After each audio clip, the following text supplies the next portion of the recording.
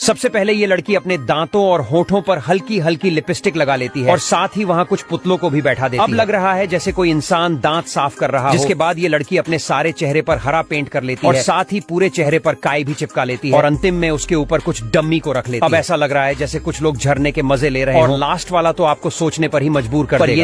ये देखने से पहले दोस्तों, वो इंसान है जो आपको चमकाने के लिए हर रोज खुद को घिसता है। आज उस बेचारे बाप के लिए एक लाइक और सब्सक्राइब जरूर कर देना। और पत्थर दिल वाले कृपया वीडियो यही रोक दे साहब। अपने भोले पापा के लिए ये वाला इमोजी जरूर भर दे। ये लड़की अपने हाथ पर काला और सफेद पेंट करके उसके ऊपर कुछ मूर्ति रख देती है। अब ऐसा लग रहा है जैसे बाइक हाईवे पर चल रही हो।